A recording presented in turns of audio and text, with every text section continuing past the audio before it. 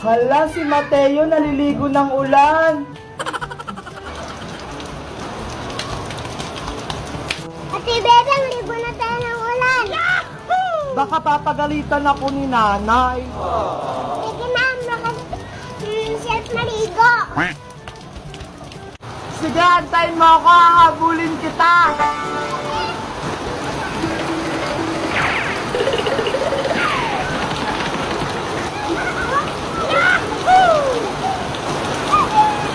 Ang sarap naman ng ulan, Mateo. Mateo, dito tayo sa tapat ng bahay. Kunyari, bangka-bangka tayo. Dito natin sa gitna. Wow! Paano ako sasakay dyan? Ikaw na yung nandyan. Amin naman tuwang. Mateo, ako muna dyan. Yan. Huwag mo akong tutulak, ha? Ang lamig naman dito. Huwag kang maingay, baka lumabas si Nanay Mateo. Huwag kayong maingay. Baka si Nanay magising, matutulog yun, tumakbo ako.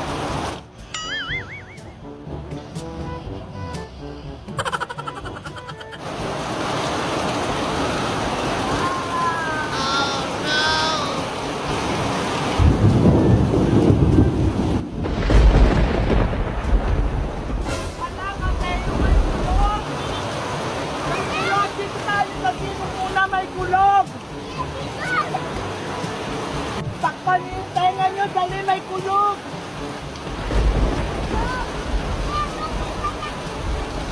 Huwag kayong maingay.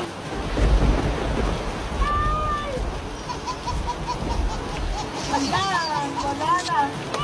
Ang ingay naman. Parang ang lakas ng ulan. Mateo, magsalbabida ka dito. Tara!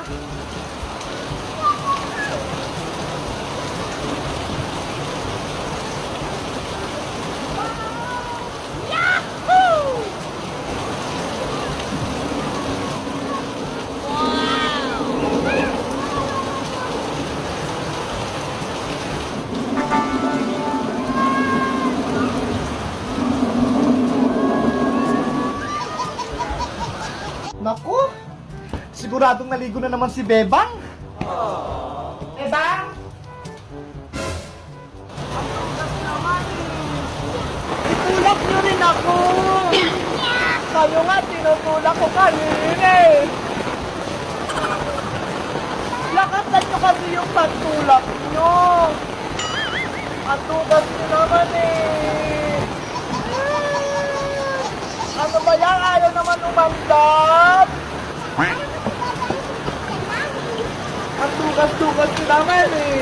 Kapag ako nga, tinutulak ko kayo.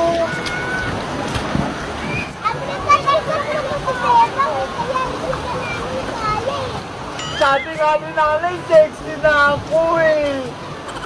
Ay naku, sabi na nga ba, nandiyan na naman si Taulan? Ate Bedang, nandiyan yung nanay mo. Bebang, umuwi ka na?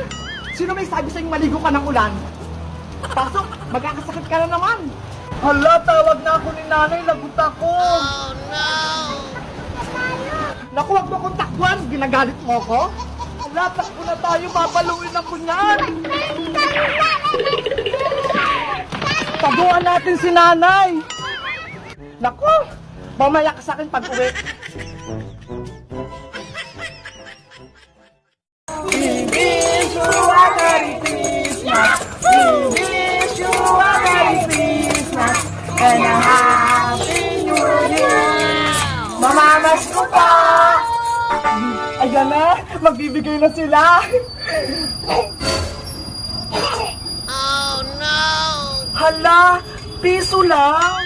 Ano ba yan? Ang dami-dami namin kinante. Tara na nga. Thank you, thank you. Ang babarat ninyo, thank you.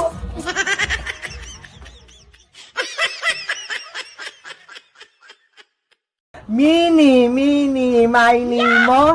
Ano kayang masarap dito? Ay, eto nakuha ko. Potato fries. Titikman ko na nga.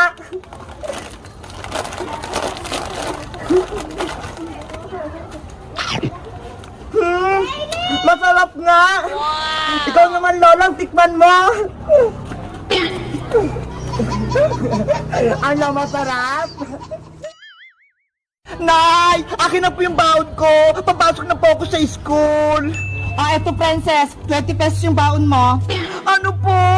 20 pesos lang po, Nay!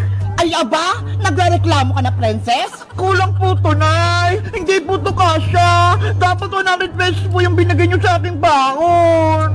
Ano ba kasing gagawin mo sa pera? Ang dami naman, 100! Eh kasi po, may bibilin po akong project sa school eh. Tsaka, malapit na po exam namin. Kailangan ko kumain ng maraming chocolate para tumalino ako. Ay, ang bait naman ng anak ko. Nag-aaral ng mabuti. Asya, eto 100 oh, baon mo. Yay! May 100 pesos na akong baon! Basta, pagbutihan mo yung pag-aaral mo, Princess. Opo, Nay! O siya, pumasok ka na at mukhang uulan na. Sige po, Nay! Alis na po ako. Tatawagin ko lang si Bebang. Bebang! Bebang! Tara na sa school! Tanghali na! Hala! Wala na ata si Bebang! Nauna na! Alis na nga lang ako! May baon ako, 120! Binigay ni Nanay!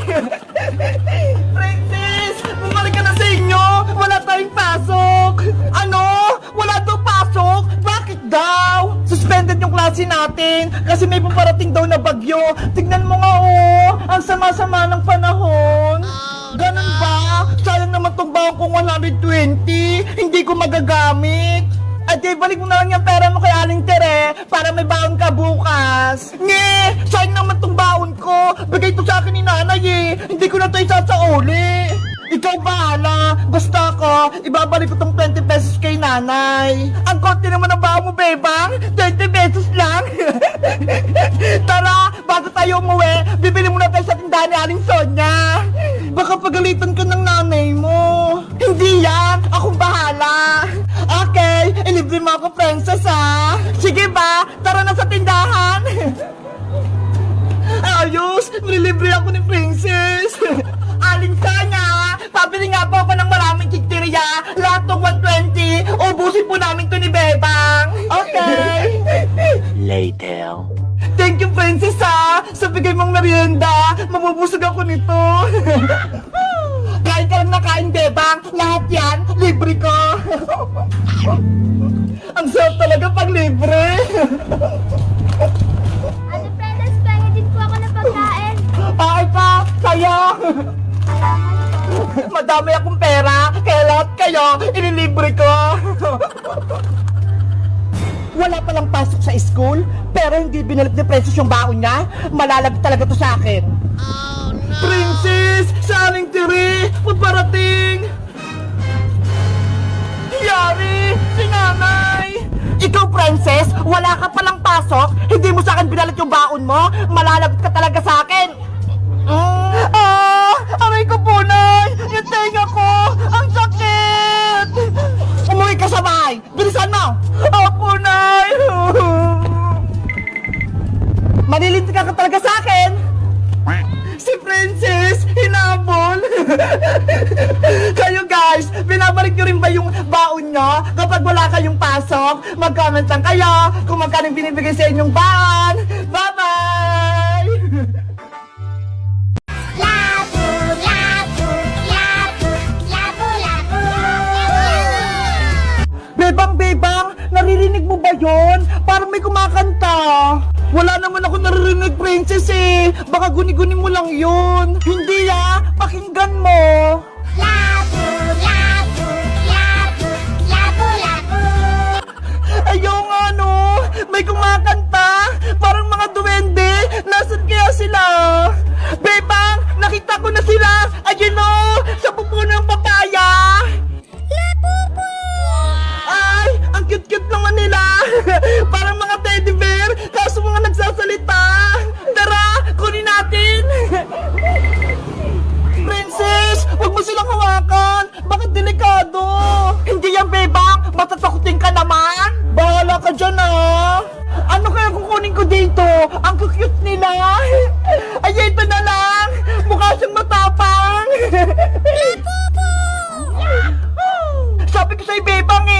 sila mapanganib, mababait sila.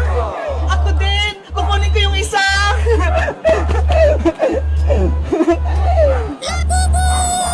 Ay, nagsasalita. Kukunin natin sila, Bebang, para may alagaan tayo. Sige, kaso, sino mag-aalaga nung isa? May iwan siya sa may papaya. Bebang, Princess, anong ginagawa niyo dyan? Iska, halika dito. May nakita kaming mga laruan, no? Ang liliit, parang mga daga. Nasaan? Patingin. Ito, ho. Ang cute-cute naman yan, Bebang. Kakaiba yung mukha. Meron pang isa, Iska. Sa'yo na yan. Nandun na. Sa may papaya. Hello, meron din ako. Kulay green. Ang ganda niya. Akin naman, kulay black. Ang ganda niya. Ano kayang tawag sa kanila? Para silang mga daga. Ang cute-cute. Bebang Iska, pakinggan nyo sila. Parang may sinasabi silang mga pangalan. Lababo yung tawag sa kanila. Pakinggan nyo. Sabi lababo daw. Ayaw nga. Lababo. Ang galing natin. Nakahanap tayo ng lababo. Tag-iisa pa tayo. Sana lumaki na sila para pwede ko siya lutuing adobo. Hoy, Princess, pagkain na naman yung nasa isip mo. Hindi sila pwedeng kainin, no? Ganun ba? Sayang naman. Ate Bebang, nakita mo po ba yung maliit ko pong labubo? Yung anak ng mama labubo ko? Hala! May lababo din si Mateo! Ang laki na! Mateo, eto ba yung mga hinahanap mo? Opo, Ate Iska, yan po yung anak ng labubo ko. Ay! Labubo pala tawag sa kanila! Akala ko kasi lababo! Lumakas po kasi sila Ate Princess kaya ako po hinahanap. Mateo, pwedeng amin na lang tong mga malilit mong labobo. Alagaan namin ni Princess Matineska. Okay po, Ate Bebang, sa inyo na lang yan. Tinatakasan po kasi ako eh. Wow! Totoo! Thank you, Mateo! Yay! May labobo na din kami! Mabuti na lang, mabait si Mateo. Binigyan niya tayong labobong maliliit. Yahoo! May labobo na ako! Princess! Yung labobo mo! Naagis! Yung labobo ko! Nawala! Number 1! Ano ang English ng isda? English ng isda? Hindi ko alam. Bebang, ang hirap naman ng tanong mo. Wala bang mas madali? Princess, nagpo-practice nga tayo, di ba? Para kapag nagpa-exam si Teacher Magda ng English, alam na natin yung tamang sagot. Kaya nga, kapag hindi ka nakapasa sa English, Princess, babagsak ka, babalik ka kay Teacher Magda. Kasi naman may exam pa, dapat wala na lang. Kailangan ng exam, Princess, para malaman ng Teacher Magda kung nag-aaral ba tayo ng mabuti. Ano ba yan? Ano, Princess? May sagot ka na kung anong English ng isda? Alam ko na! Nemo yung sagot ko!